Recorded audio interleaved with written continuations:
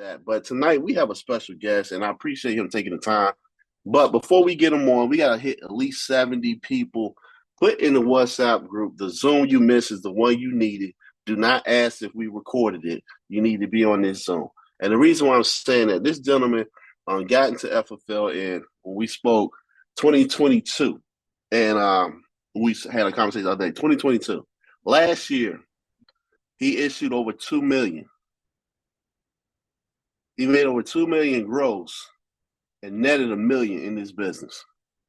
Now, and we talking about in a year, y'all. We're not talking about, since he's been here. We talking in a year. If you didn't watch True Talk the other day, he was the guest on True Talk, and he talks about you can't out hustle bad leads. He talks about building the team culture. He's calling from the West Coast out in the Bay Area, and that's none other than Harold Durano. Harold, are you on the call today? Yellow, yellow. What's going on, What's guys? up? Thank you How for you having doing, me. man? Hey, Hey, you I know what? It's a appreciate good you. day. I appreciate you, man, taking the time because I know it's around 4 o'clock there, and Yeah, you yeah. probably spending time with your family. But Harold, the floor is yours. Go ahead and share with the It's team it's all some good. nuggets. It's funny because I went, when my kids they ask, what does daddy do? They're like, daddy helps people. That's what he does. Whether it's helping clients or helping other agents, my kids know that that's what I do. So if I have to miss stuff, they know that, oh, well, daddy's helping somebody right now. It's okay. So it's a blessing. So how's everybody doing? Everybody here? I put myself in the gallery mode.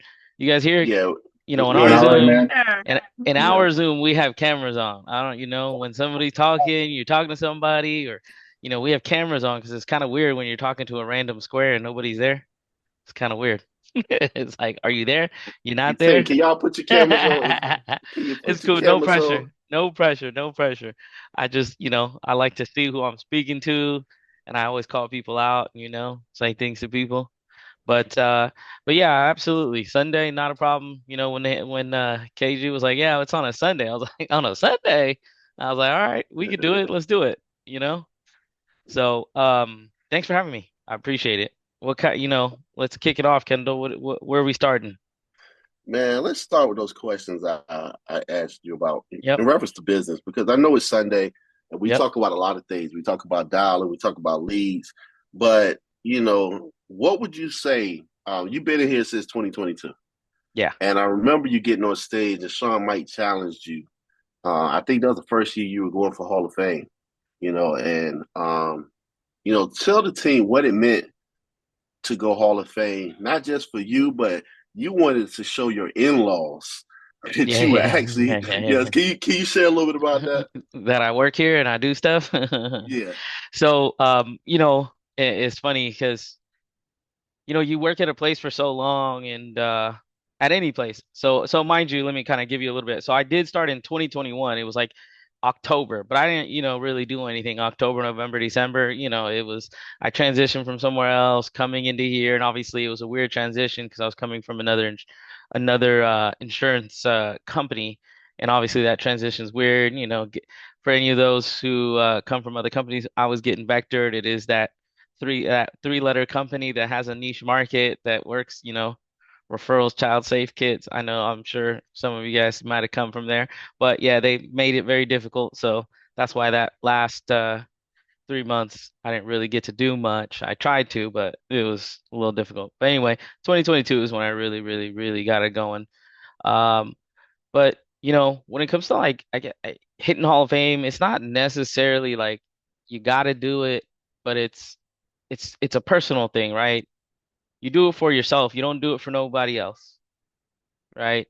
I always preach this. At the end of the day, I don't care what people think of me, right? I don't care what people say about me. It doesn't really matter to me. What matters to me is like I have my family, I have my kids, I take care of the family, I take care of the kids.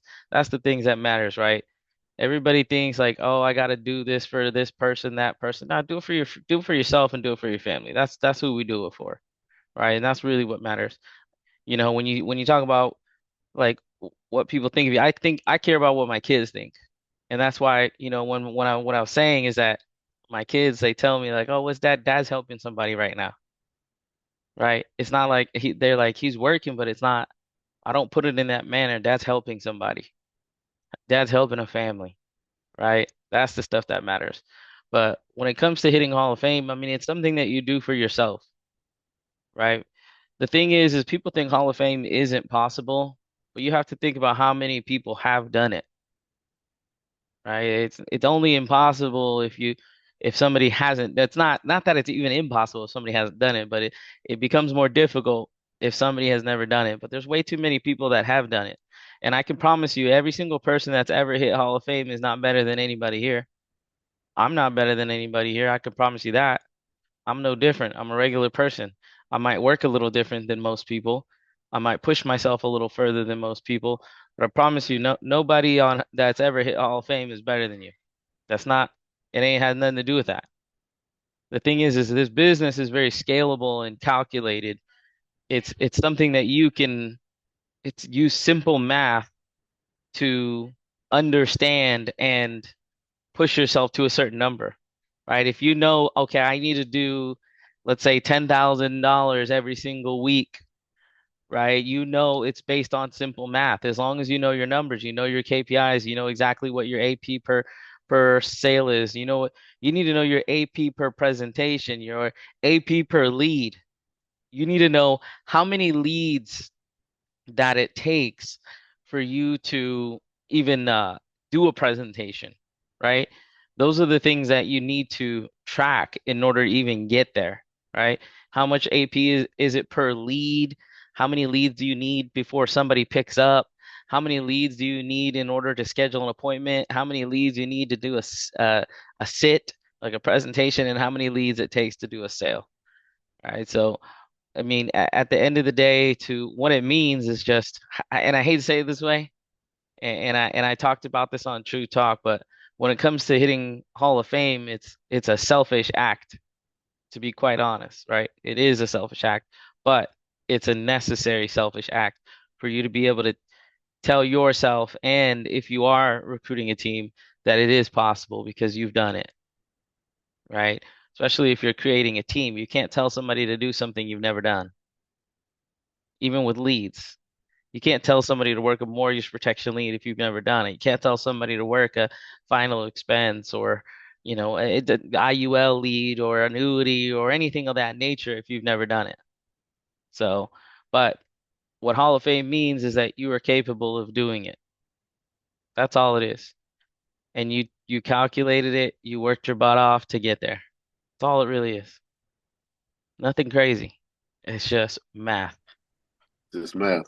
Now, Harold, when you talk about leads, can you Hmm. stress the importance of leads and in the beginning? Because even in True Talk, you said in the beginning, you were spending 1,000, maybe less per week, and you also said this statement. I like it. You said people try to out hustle bad leads, Yeah. and you used the casino analogy.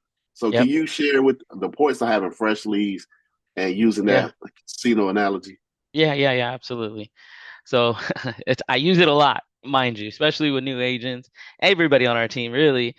The problem when it comes to leads is that everybody thinks that a lead is you buy $1,000 of leads and you're gonna write $20,000 of business. That's not, like, you got to be more realistic.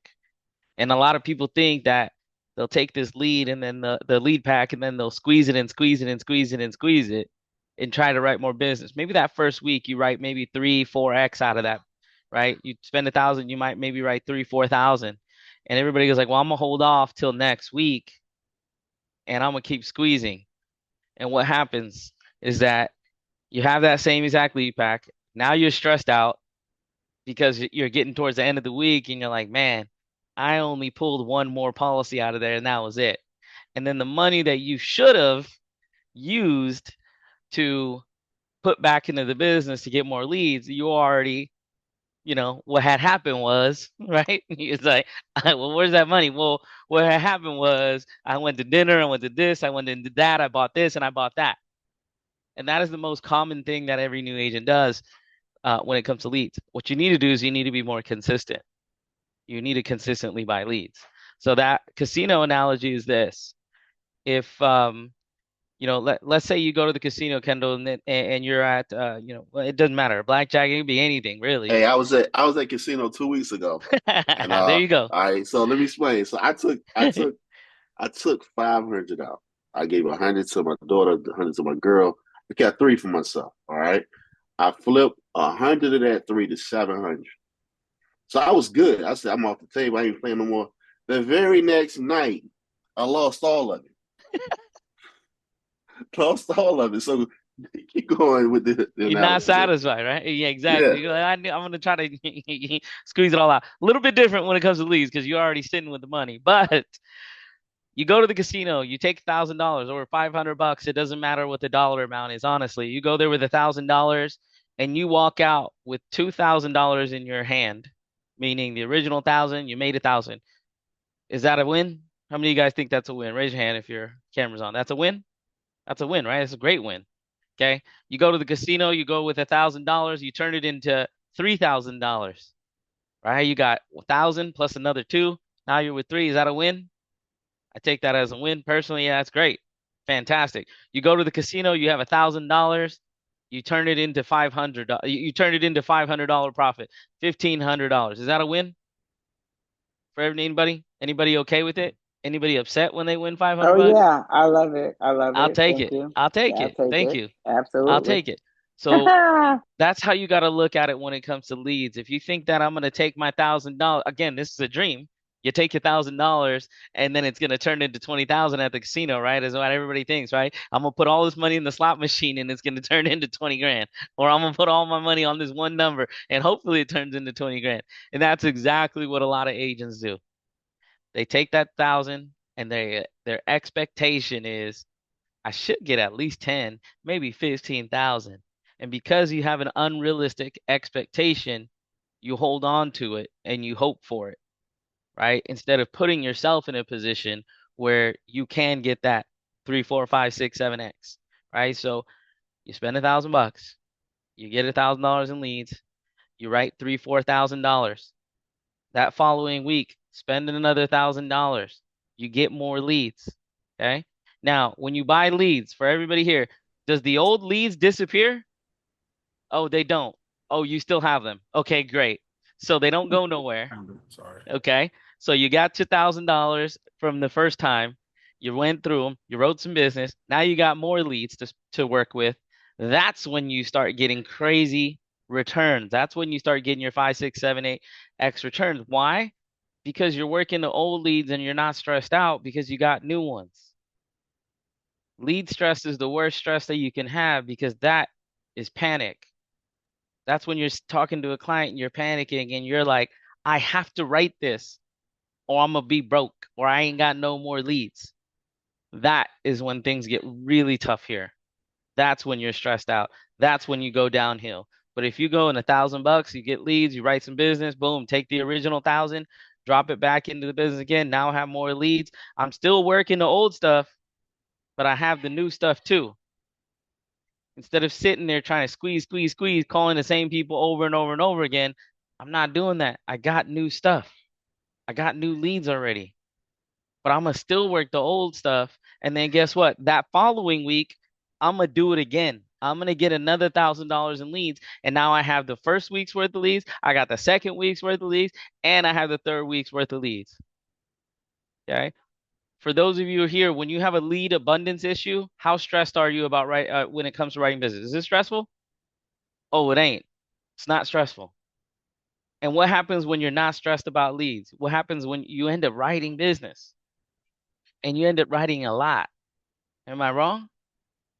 You're No, right. it You're happens right. every time.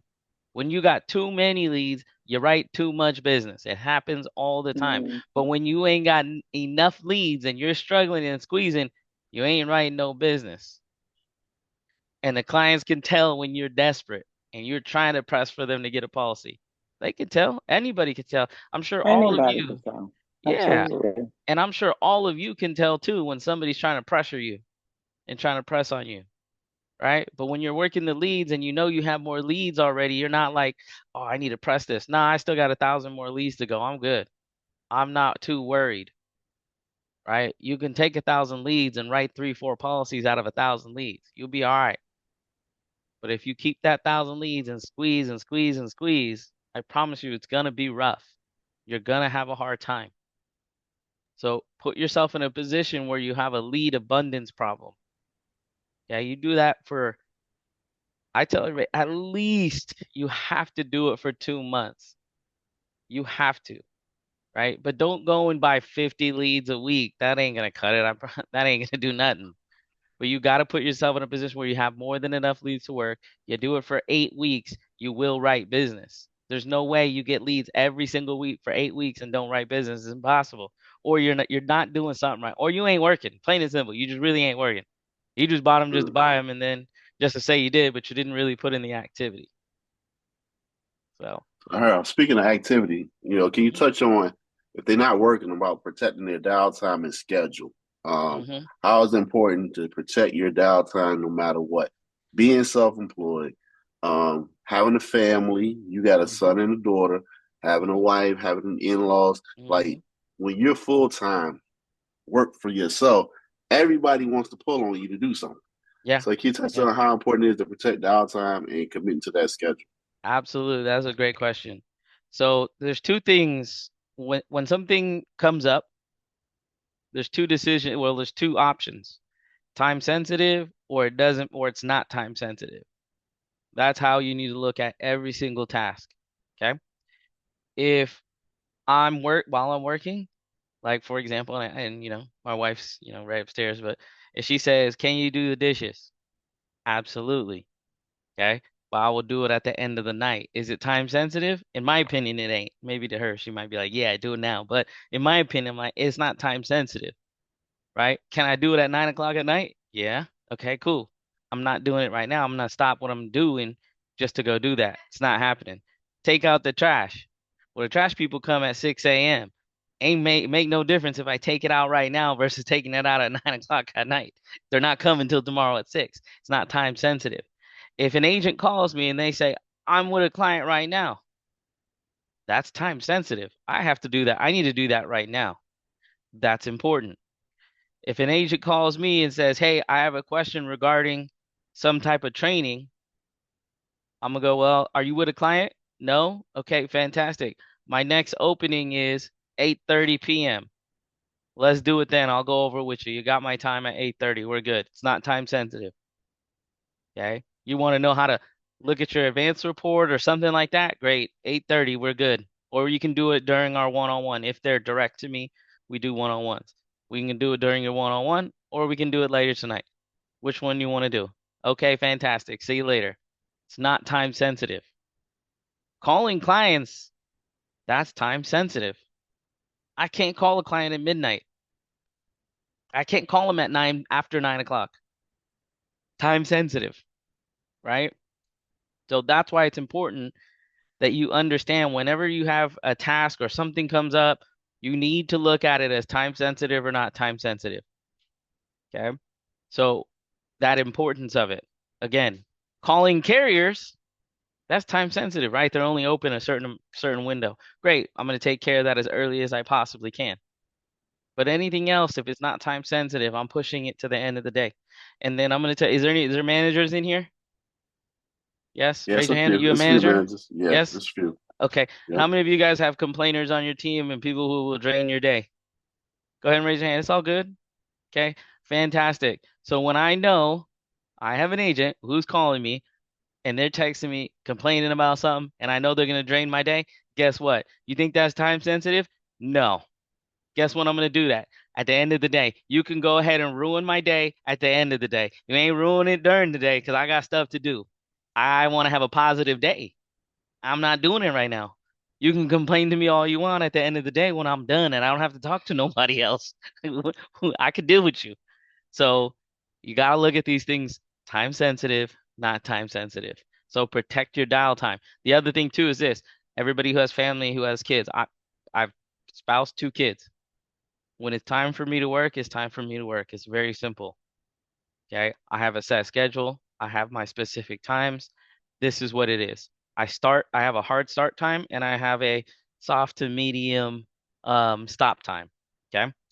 So just like any other business, doesn't matter what business it is. If you go to Target, you go to Safeway. I don't know if y'all have Safeways out there, but Safeway or whatever grocery store, they open at a specific time and they close at a specific time. So we are all business people. We all operate like business people. So guess what? I have a start time and I have a closing. I can do overtime. The way our business works is that it's okay for us to do overtime.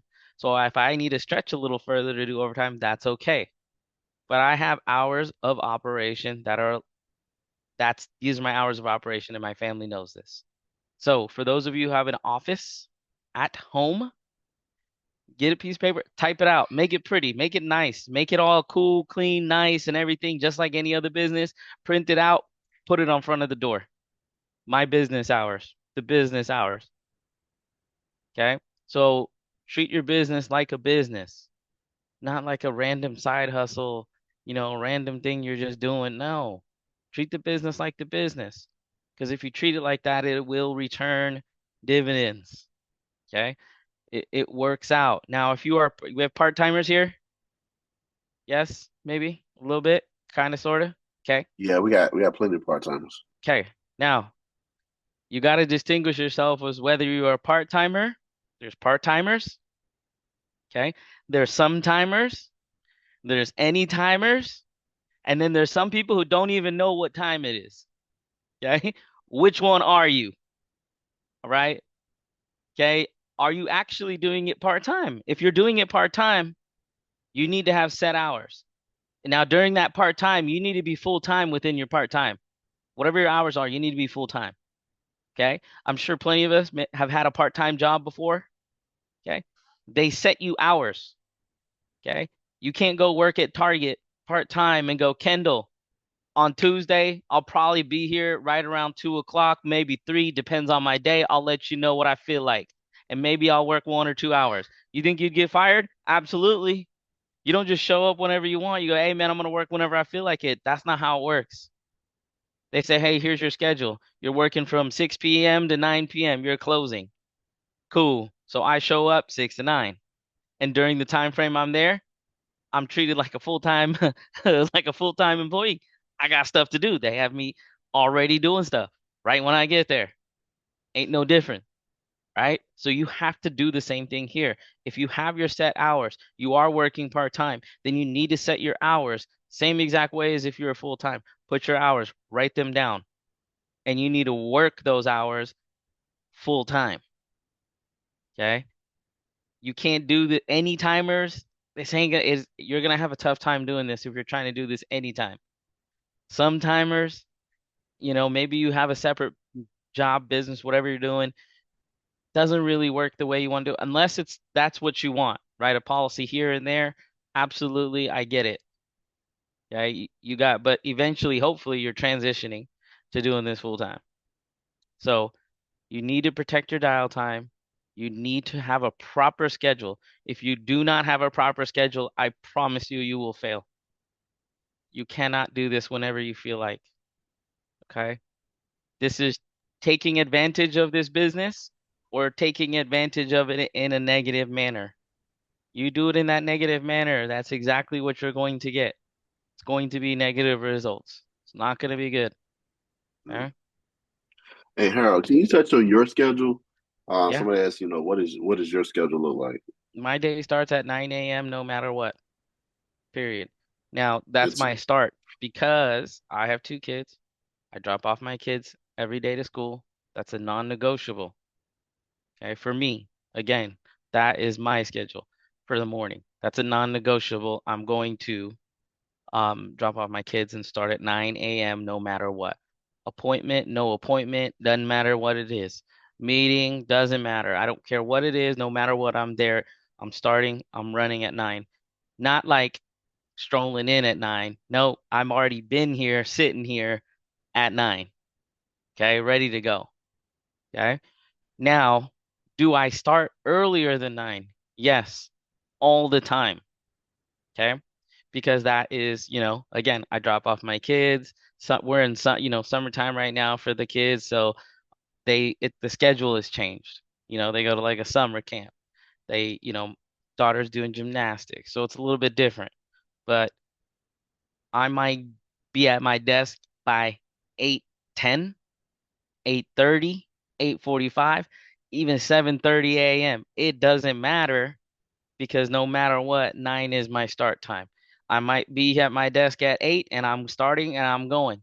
I have the keys to the office, right? Your own office, my office, even though it's downstairs. But I have the keys to the business. I can open the door and start early and do overtime. Just like I can do it at the end of the day, I can run overtime too. But I do it for myself. But no matter what, 9 a.m. is start. I could be at my desk at 8:30 and I could just be sitting there organizing and doing stuff, nothing, not necessarily productive, but I'm not gonna feel guilty because I know no matter what, I start at 9 o'clock. Again, if you start at 8, 8:30, 7, 7:30, that's okay.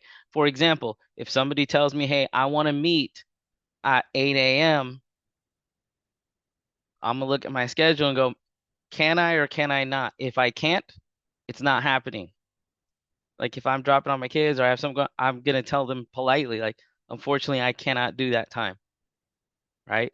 Because again, I'm also extremely intentional with my time, right? But I will also draw the line. Okay. So for those of you who don't have a proper schedule, and I can promise you this, a lot of people do this. It's not just you. You come in on like a Saturday or a Sunday or whatever it is, you take appointment at 10 a.m., then you take appointment at 2, then you take one at 5, and you feel like you worked the entire day and you're so tired and you're like, this day was, you really didn't do nothing. Okay. You just waste and you feel like you wasted your day because you weren't intentional, right? You can take those three appointments and put them closer together. You can go, well, these are the times that I have of operation. So you are controlling your bit. You have to take full control of this business. But again, you can do overtime at your own prerogative, right? You have to do it on your own if that's what your case is. But no matter what, you have to start at a specific time. Now, my end time is generally 7:30. Okay. Now, do I stretch it? Yes, all the time. Okay. I will. That's why I said a soft to medium, not a hard stop, but it's a soft to medium. Because if somebody wants to meet at 8, I'll take it. If somebody, unless I look at my schedule. Okay. Or I'll just sit at my desk and keep doing things that I need to do that I'm behind on. Maybe I push some stuff back, and then my wife yells at me. Boom, my day's over. There's the bell. That's the bell.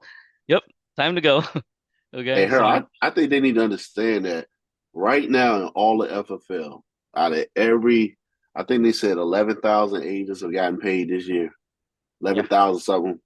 Harold is number three. Y'all hear what I just said? He is number three for total life production out of all the FFL. I And wish he's it was for telling income. yeah. But That'd be think about nice. it. He said his schedule starts at 9 to 7, and he's at 680,000 Yeah, dollars right now. And we have agents that are getting on Zoom from 8 in the morning to 10 o'clock at night, and their income's not even 20% of that. So, Harold, can we touch on one, the importance of plugging in, but two, you say commit to the schedule. We have a lot of part timers. yeah. But can you touch on, and we will get some questions. I see questions in the chat. Can you touch on the importance of plugging into a team, plugging in on Zoom? Because we got a lot of agents that want to be, uh, what's that movie, The Lone Survivor? They want to be Rambo out here on the Yeah, side by themselves, like and how that really does not work in, yes. in this industry. Yes. Number one, the reason why certain people will write more business or do more or whatnot during the same time frame as you is because the intention. How intentional are you with your business and what you do? And one thing that I want you to do for yourself is write down everything you do in maybe like 30-minute increments or 15-minute or maybe even I wouldn't do an hour because you were just going to lie to yourself, but 15-minute, 30-minute increments. Take a piece of paper, do it for a week. Okay. What time did you start? made some phone calls, write this all down. Write down this whole thing. Keep it to yourself. You don't gotta share it or nothing. Keep it to yourself. Write every single thing down. And I promise you, at the end of the first day, you're gonna go, well, I was here for 8 hours. I worked for 2.5. Then at the end of the week, you're gonna go, I sat down for 50 hours, but I worked maybe 20.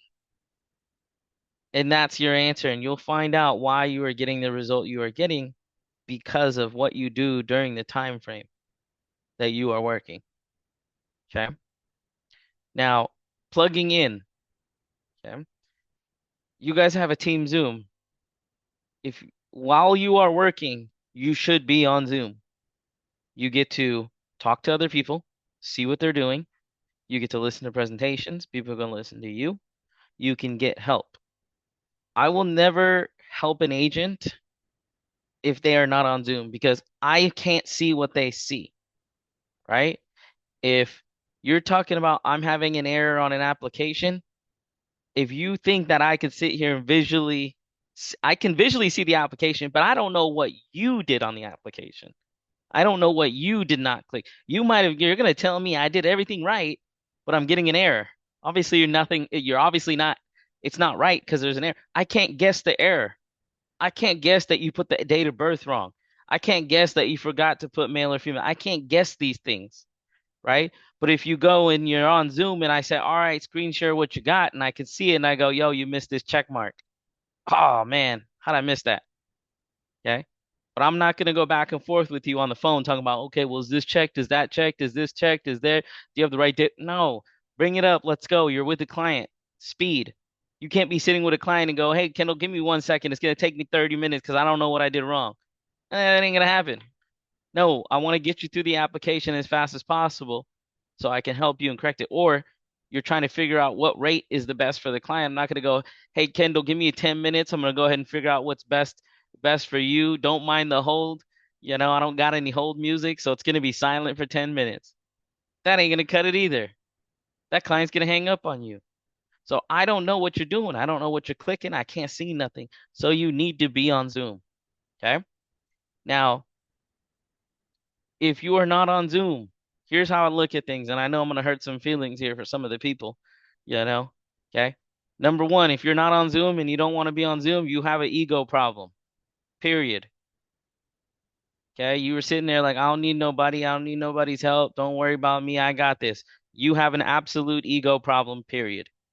Okay. Second, if you're not on Zoom, you have something to hide. That's how I look at it. Okay. When people have something to hide, what do? They hide. If you ain't got nothing to hide, why are you not on Zoom? Why don't you want people to see you? And why don't you want people to see what you're doing? Okay. You got something to hide? Okay. Or why don't you want people to listen to what you're saying to clients? You got something to hide? Most likely. Okay. And the third thing, really, and the most important thing for everybody's growth is this. How are you supposed to teach yourself to be better? You can't teach yourself to be better. I don't know how you're going to learn on your own. You're gonna coach yourself.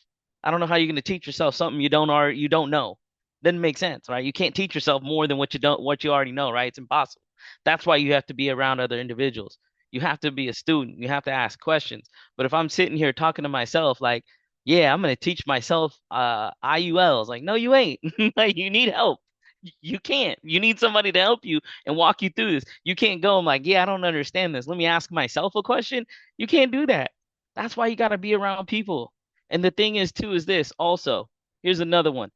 This business is very, very, very lonely. It really is.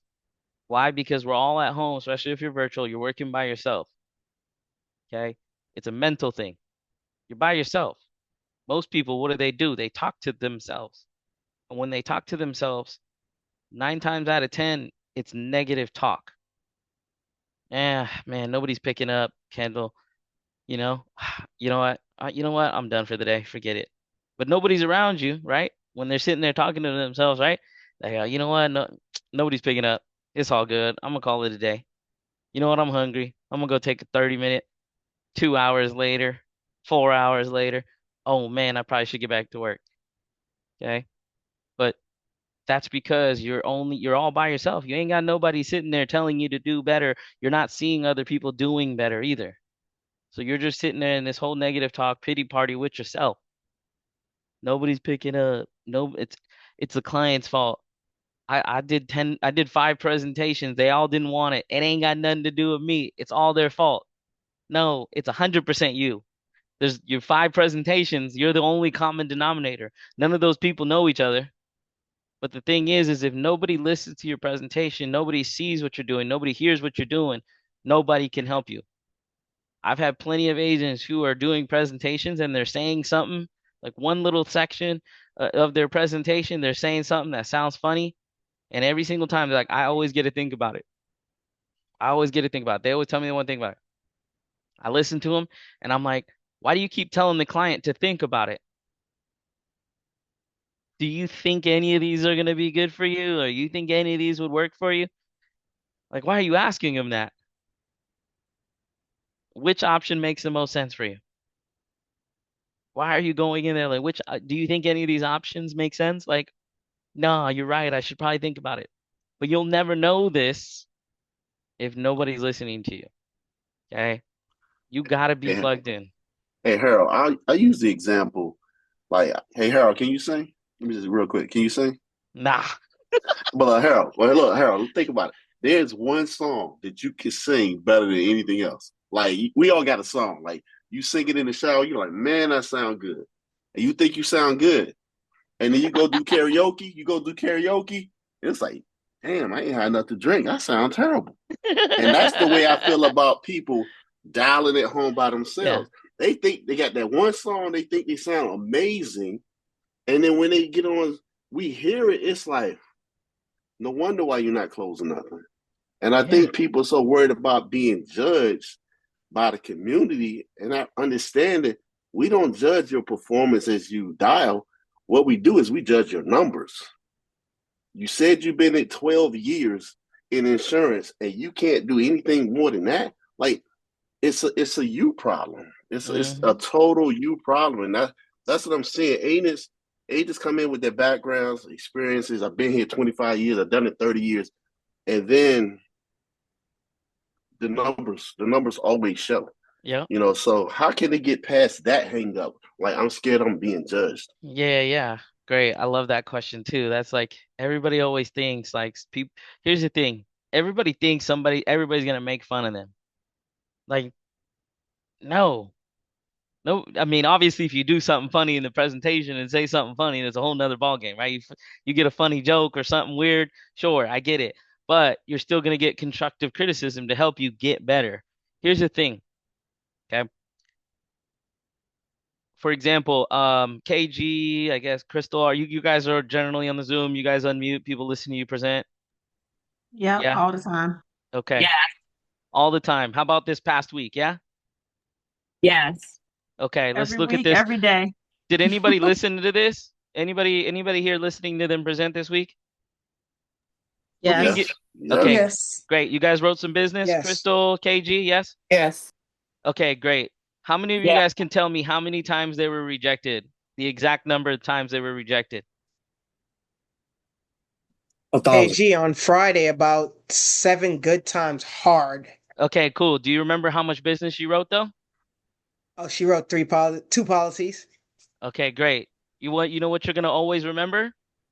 How much she wrote. I promise you that. Okay? But what you did was you also learned from her rejection. Okay? Mm-hmm. People are always gonna remember when you win. Okay, you're going to get rejected a lot of times, but the thing is that what you are doing for other people is you are letting them learn. You're helping them and teaching them and showing them how to handle rejection and how to handle these clients.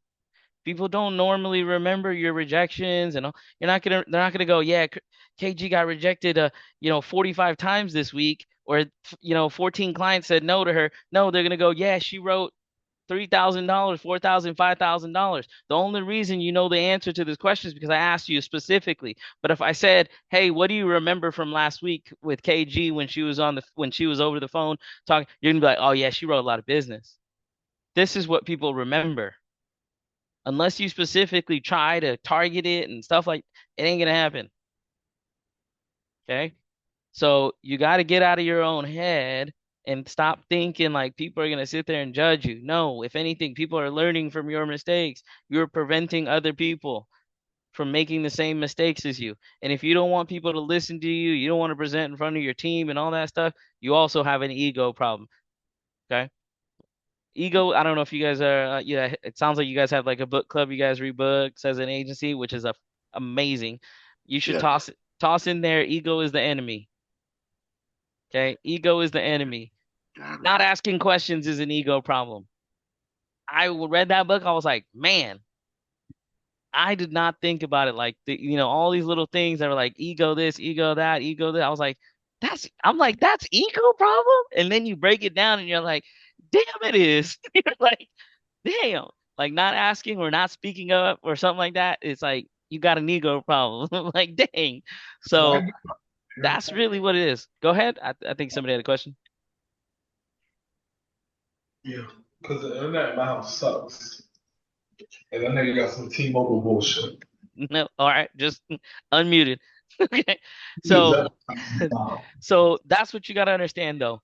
thank you. Okay, not everybody's going to sit here and judge you based on any time you failed or anything like that. People want to see you win.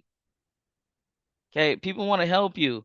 The thing is too is this, you're going to have people, especially if you're a brand new agent, you're going to have people already telling you what to do. Okay. You're in the middle of a presentation and other people are listening and they can hear the client. They're going to tell you right out the gate. Maybe it goes to it's already guaranteed issue. How many times as a new agent or plenty of agents here, you're going through you're asking the client medical questions and it's already a guaranteed issue based on 2 questions, and then you sit there and you spend 15 minutes still asking them medical questions, and you're like, "Yo, dude, you done already, dude. You were done 15 minutes ago." Because you didn't need the guaranteed issue. You were done. Okay. You could have avoided that by being on Zoom, letting people hear you. Then somebody jumps on the chat and goes, yo, that's guaranteed issue. You ain't really got to ask too many more medical questions, man. You good to go. Go guaranteed. You're just skip all of that and go to guaranteed issue. You're done deal. Yes. How many of you guys have ever wasted that much, like a bunch of time asking medical questions? I've done it plenty of time. In the beginning, I didn't know any Yep. better. I just kept asking and asking and asking and asking. And you're like, what high blood pressure medication? Oh, you have 3 of them? Okay, go ahead and grab them for me. And you're like, and they're like, yeah, give me 10 minutes. I need to go find them. And then somebody's be like, yo, he just said he has cancer, dude. It was like, yeah, I know. Well, yeah, that's guaranteed issue, dude. It's like, oh, so I don't need to ask for all 14 of his medications? It's like, nah, dude, you done. He current cancer, dude. Okay. So, uh, average presentation length, 45 minutes, an hour. Sometimes, 45 minutes is really right around my normal time frame. Um, I'm very to the point most of the time. It's just straight, straight, straight, straight. People talk about building rapport, I build rapport shortly in the beginning while I'm talking. If they mention something like a city they're from or the state they're from, where they were born, wherever it is, that's where I'll make my comments and stuff. I'm not sitting there like going, yeah, so how's your day going? How did your weekend go? What do you do? Oh, it's summertime. What are your kids? None of that. I'm not doing that unless it's all that's not genuine, to be quite honest. That's not genuine. I'll have a genuine conversation by something that triggers me, right? They go, yeah, I was born in California. I'm like, no way. Where were you born? Oh, I was born here. I was like, oh, that's cool. I'm from here. Cool. Now I've, conversation. Like, man, what made you move over there? That's crazy. You went from a city to not a city like that. You small city living. Like, that's crazy. There's my rapport building, right? There's me being me being a normal person. Okay. Now, leads, I don't know how much time I got, but I don't want to kill the Yeah, time. you But go ahead. You go ahead. You leads, good. leads wise, I run a lot of mortgage protection. I do IVRs. I've introduced IVRs into my system. I started running a little bit of lead gen. So generating my own leads, not necessarily the greatest, show ratio, but you'll get some diamonds in the rough there. Um, we do call-ins now as an agency. I do them not as much, just because I'm already routined out. But that's like live transfers. Yeah. What is IVRs? So mortgage protection IVRs, they get a letter in the mail. Instead of filling out a form and mailing it, they actually call in. So Hall of Fame is the one that we use. We also use Insurance Marketing Hub as well. And that is again mortgage leads, they're mailers. You buy them by the 500, 1,000, 1,500, and then they all get mailed out. They get that letter, call in. And that IVR is like press one if you have a medical, this medical condition, that medical condition. Press two if you have a spouse. So they'll go through that all those prompts, and then it turns into a lead, and then you call them based on that. Okay. Now, what leads do I recommend for new agents to start with? Uh, it is a depends question. Actually, let me move up a little bit. How do you present people who you know is guaranteed issue? It's a regular presentation. There's no different. It just, again, lead type is really what matters. If it's mortgage protection, you're going to go payment. You're going to do payment protection. If it's final expense, it's just 10, 15, 20, 25, right? Or whatever, 25, 20, 15, or however if it's cremation or whatever it is, you just go accordingly. But nothing really changes. Okay. Now, what leads do you recommend new agents start with? It's a depends question because it has everything to do with budget. Okay. Now, when it comes to budget, you have to set aside some money for this so you can do it. Whether it could be any dollar amount, but you have to be able to scale, whether it's $250 a week or $500 a week, 1,000, 2,000, 3,000, 5,000 a week. It could be anything, but you have to be consistent. Okay. There's leads that are like what, $1.50? You can get dollar leads, $1.50 leads. All leads work. It's just you have to work. Okay. You're going to get You get 1,000 leads, you're gonna get maybe one, you're gonna get at least 1, 2 out of there somehow, right? If you actually work it. And if you spend 50 cents a lead, $1 a lead, I mean, shoot, you only need to write three, 2 or 3 out of 1,000, you know, to be positive. And then what do? You buy more again. What you need to do is you need to make it a habit to buy leads every single week, period. Okay? Every time. Agents mess up when they ruin their momentum by not buying leads. That's where you mess up. Okay. You'll have plenty of agents who will buy leads one week, write business, buy leads the second week, not write as much. And then they go, it's cool. I'll hold off a week. And then they don't write as much. And then they go, I'll hold off a week again. Okay. Oh, I'll hold off again. And people do it over and over and over again. Keep trying to hold off when that's the wrong methodology. You need to put just more leads into your plate on your plate. That's the way you win here. This is a leads game. The more you have, the more you write. Okay. So as far as what I recommend, everybody on our team runs mortgage protection aged, period. Everybody starts that. That's the starting point for everybody. Okay. Always starting off with mortgage. Okay. Aged mortgage. And then some people will go a different route to go to like final expense, or maybe they'll start buying the IVRs, or maybe they will do the new mailers, which are ridiculously expensive. I don't do those at all. They're way too expensive, but you could. Okay. So, or you start buying not the crazy old leads, but the 12 months, the 6 month or whatnot. Okay. You could just buy quote unquote newer aged. Okay. So that it's a depends question. Figure out what your budget is and go from there. My recommendation is aged every single time. I'm gonna do that route every single time because it's been proven for us for the last 3 years. I'm never gonna change it. We've done it for the last 3 years. Why would I change it? We've done over $30 million in the last 2.5, almost 3 years. Why would I change it? Does that make sense? Why change it? It already works. It's proven. I know it works. The agent has to work. That's it. Okay. Um, Let me look at this. Toll-free number, ordering leads. I would sit with your manager for ordering leads. Hey, One thing Harold, that I I'm sorry, go ahead. Oh, you're good. You're good. Go for it. I was going to say, there was a question that, as a new agent, because we do have a lot of new agents on the team, what would Mm-hmm. you do if you were a new agent, knowing what you know now? What would you do way back then? What would you change? Change? Or what would you do differently? I think is the question. Not have an ego problem. That's really it for most people. I came in here with an ego problem. I came in here thinking I knew what I was doing. I was at a different company for 12 years. I did insurance for 12 years. Came in here talking about it's good, Crystal. Don't worry about me. I know what I'm doing. Kendall, don't trip, man. I got this. I've already done insurance. I know how to talk to clients. I'm good. I do know how to talk to clients, but I don't know how to do it this way. That was the problem.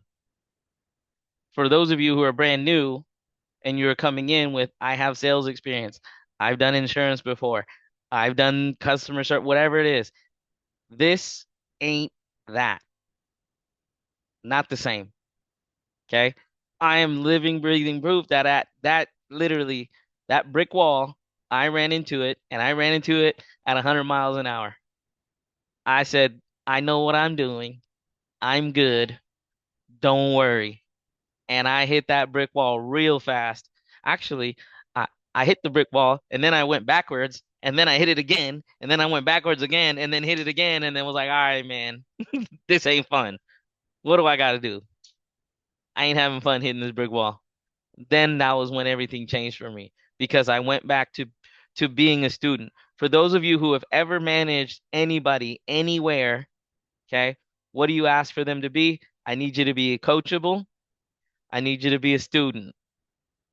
That was one thing I was not doing myself. So if you're new here, you've ever managed somebody, you've ever coached somebody, follow your own advice, which is be coachable, be a student, ask a lot of questions, make sure you understand what you are doing prior to thinking like, oh, I'm going to just go talk to clients. No, no, don't do that. It's not fair to the client that you don't know what you're doing. Okay, so be a student again. One thing that I had to unlearn to build a really, see, I came from a prior company. There was a lot I had to unlearn. Okay. So for any of you guys, again, if you came from that same prior company that has niche market leads, child safe kids, all that stuff, yeah, there was a lot you need to unlearn. One thing, the biggest thing for me was word track, right? I kept using the same word tracks that I used over there to here and using the same thing. But again, this ain't that. So what I was saying, it didn't match. It didn't make sense. It wasn't the same clientele, right? I'm like, it again, it's like you're selling Honda Civics or in Honda, and then you go to a Benz dealership and you're trying to talk to the same, you think you're talking to the same clientele. No, you're not. Not the same clientele. It is completely different. So you gotta be coachable, be a student. Again, if I had to unlearn something, that word track stuff was hard to get to shake. I couldn't shake it. It was really hard. So, Johan, you say you're asking, what's your advice to new agents? Be a student, be coachable, ask every question. Okay. But you, as the new agent, you need to be putting forth the same that effort, right? If you want effort from your manager, your mentor, you need to be putting the same amount of effort that you expect. So if I'm actually putting forth the effort to trying to learn everything to understand presentation, products, and all that stuff, and this is my intensity, cool. Then yes, I will go to Kendall and go, yo, this is my intensity. Please match my intensity. Okay. But if you are just, oh, did you go through this and go through that? Nah, but you know what? I know it's Sunday. On Thursday, though, I'll have it done. I ain't got time for, yeah, come on. I ain't got time for that.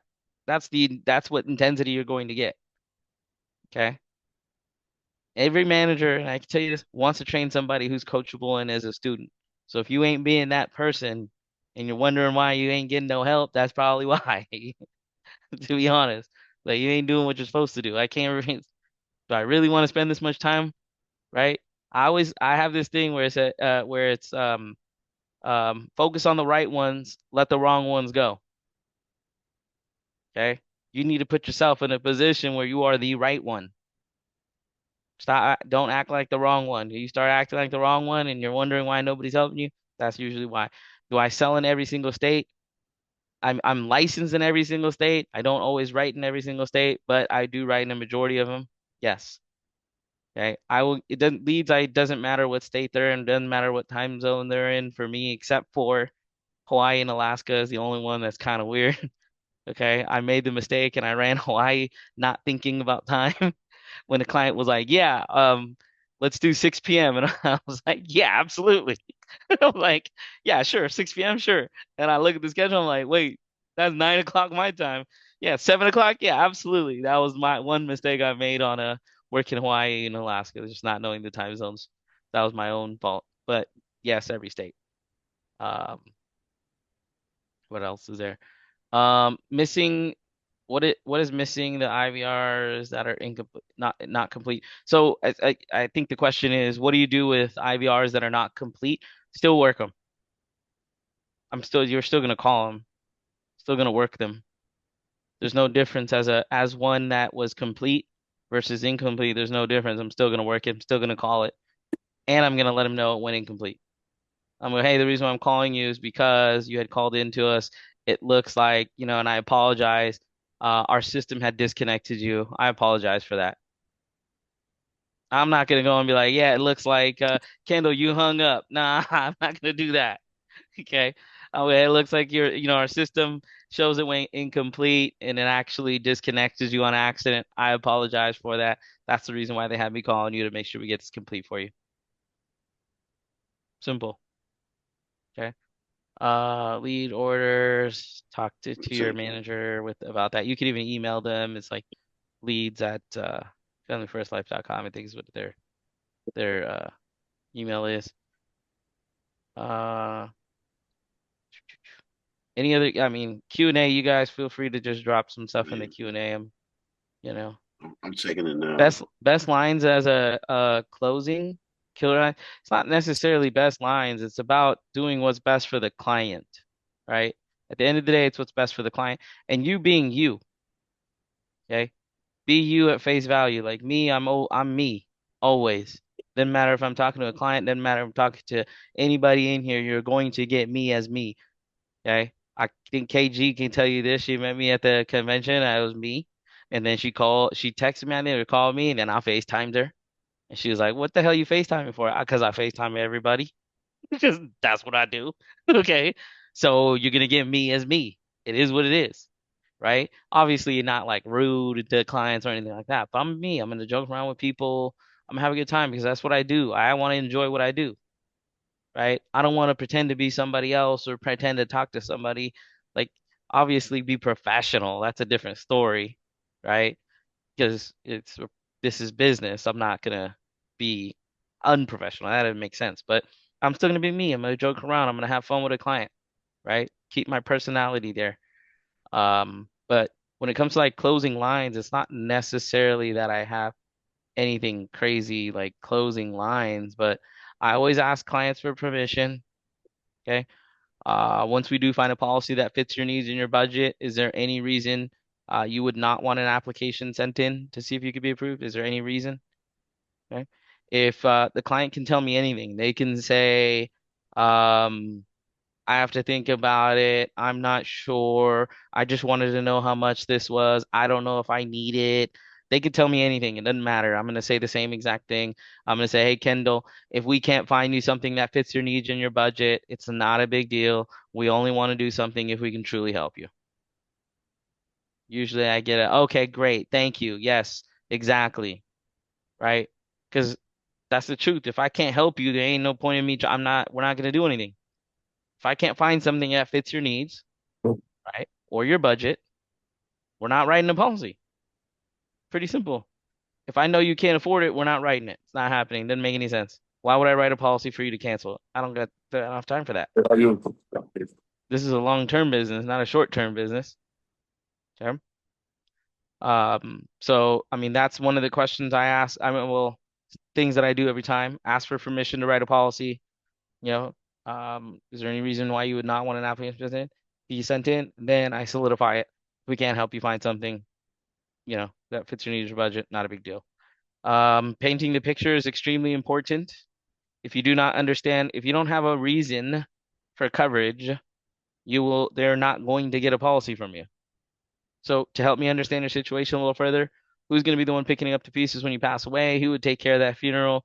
Who would take care of who's going to take care of your home? Who's going to be the one taking care of your home when you pass away? Who are you going to give it to, right? Who's going to be financially responsible for your home, like your mortgage and whatnot? Okay. So I need to paint the picture. I need to understand what the situation looks like. Okay. I'm not sure. I don't know who's going to do it. Okay. Would it be like your brother, sister, cousin, uncle, aunt? Who would it be? Okay. Well, let's put it in different terms. If you passed away and you needed to get a funeral taken care of, which one of your family members can you count on to make sure it's done properly? Oh, that person. Okay, so I'm assuming that's the person that you'd want to be handling this, that, yeah, or and the third, whatever it may be. So I want to paint the picture, make sure they understand, okay, that when they pass away, who's taking care of it? Then it's like, okay, just so to my understanding, you want to make sure that whatever the beneficiary is, brother, sister, cousin, uncle, aunt, doesn't have to worry about losing the home, right? Exactly. Okay, cool. How do you get over nervousness when you first started? More reps. Yes. Presentation after presentation after presentation. Okay. It is what it is. You're going to be uncomfortable if it's something new you've never done. It's different. It is what it is. Okay. Now, here's the thing. Nervousness comes from lack of confidence. All right. Now, okay, here's Johan. I love that you're asking questions. This is your first steps to becoming a great agent. You need to do these things. Okay. Are you in the field already? Like talking to clients and stuff? I'm not yet. No, I'm still in training actually. Okay, fantastic. Good. I love it. Now you need to make this your practice on a daily basis. Your first presentation cannot be your first presentation. I know it sounds weird, okay? But what I mean by that is this. You need to present to yourself out loud first before you present to a client. Okay. Every single day. All right. Every day you do this because it's much easier for recollection. Okay. Because if the last time you did this presentation was yesterday, you're like, it's not recollection anymore, right? It's not mentally there. You're just kind of waking up and trying to get together and get it going. But if you read the presentation or go through your presentation out loud first, it's much easier. I'm sure everybody here, let me get this concept to make more sense. You guys, your second presentation is always better, yes? Yeah, everybody's like, oh, yeah, my first one is always rusty. It sucks. Yep, exactly. That's the exact reason why you make your first presentation not your first presentation. You have to present yourself, whether it's in the mirror or whatever it may be, and it has to be out loud as if you were talking to a client. It's not like you're gonna whisper to clients or you're gonna be talking in your head to clients. No, speak it out. Say it out loud. Okay. Then when you go into your first actual presentation, it's already your second. Okay. Let's see. Yeah, and presentations, of course. Um, and yeah, do that practice every single day. You'll be fine. Okay. Because again, you guys all just said it. My second presentation is always better. Yep, exactly. So that first real presentation should always be your second. Age mortgage, we run ILC, Mail Pro is one of them. You'll get age stuff from. Mail Co is another one. There's plenty of age mortgage out there. Let's see. Do you have a schedule system for recruiting and building? Yes. Recruiting, so I would carve out time in the evening to do like interviews, or in between I would do interviews or do them on the weekend, Saturday, Sunday, do evening phone calls and stuff like that. But once you start building a team, it gets a lot easier. In the beginning, yes, you're gonna have to do a lot of interviews to start building a team. After, once you've built a team, you have multiple interviewers. It's not just you. Okay. Then you get to a certain point where um it's just managers. Like for me, for example, I don't do any more interviews. I do not, except for certain exceptions where people will call me and go, "Hey, I have a top level manager from this company. Can you jump on this?" Sure, absolutely. Or I have somebody who has a similar background coming from a previous company that I came from. Can you talk to him? Absolutely, yes. Okay. But for me, what I do is you build the agency, build some managers, teach them how to build an agency, and then we all recruit together. All the managers do the interviews for like our recruiting system. We do advertising and all that stuff. We just put up ads for agents, but they go to managers. Hopefully that answers the question.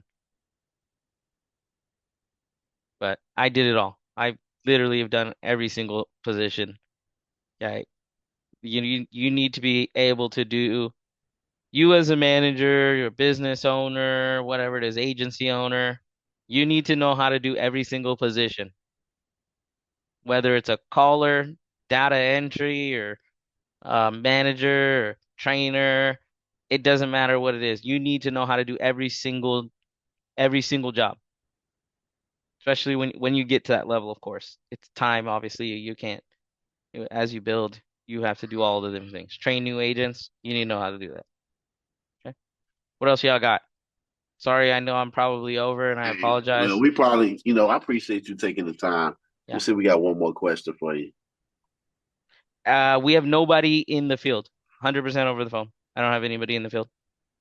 I've actually never done an in-home for FFL at all, period.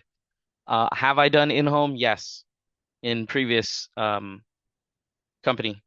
I started when we had to do paper applications and collect a physical check. Okay. I'm that old. Okay. So yes, went in the house, wrote a paper application. Okay. Printed, had the application, wrote it all out, and they had to write a check to the company, and I had to collect that and bring it back.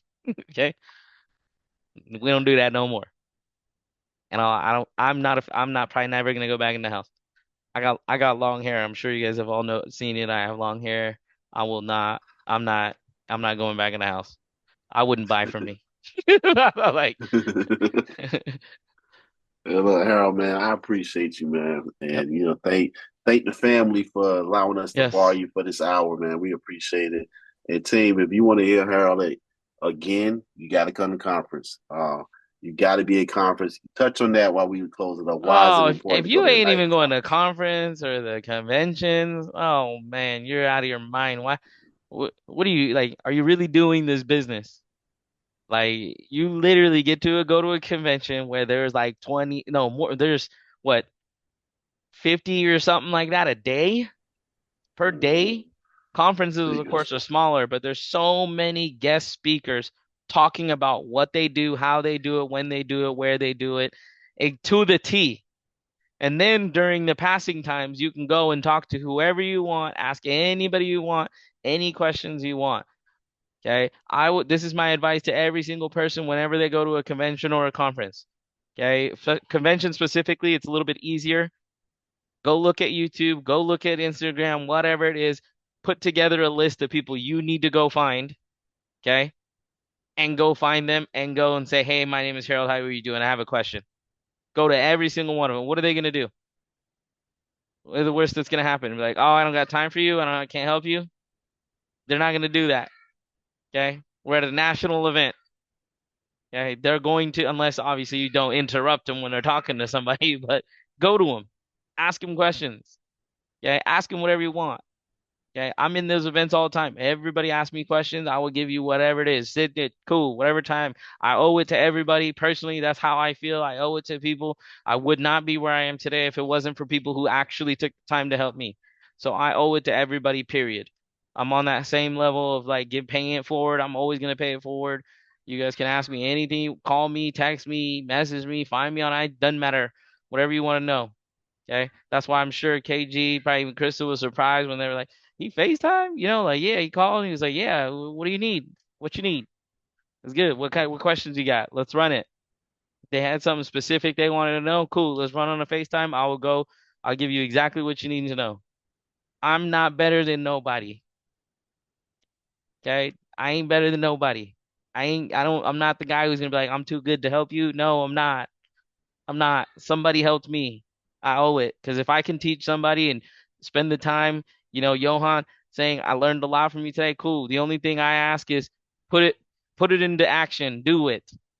That's what matters. You can sit here and listen to me all day, but if you don't use it, it's absolutely useless. Okay? And for me, I'm a person who's like, yo, message me and go, yo, this is what I did. You said to ask a lot of questions. I asked a lot of questions. This is where I got. Like when I was telling KG and Crystal all this stuff, don't have me tell you all this stuff and then you don't do it. Like that sucks, you know? But they were able to come and tell me, hey, we did this, we did that, this worked, that worked. Fantastic. Keep going. Keep doing it. And when it's time to move further, let me know and I'll tell you even more of what we're doing. Whatever it is. Anything we change, cool. This is what you should do now.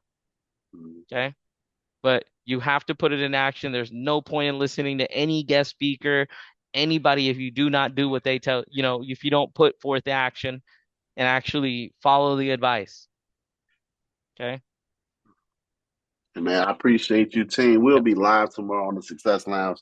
The reason Mm-hmm. why we revamped the Success Lounge is because Crystal and KG talked to Harold, and those new implementations we put in place was based on something that's working for his team. So tomorrow, get on live, unmute, cut your camera on, do a fake background if you want nobody to see how junky your house is.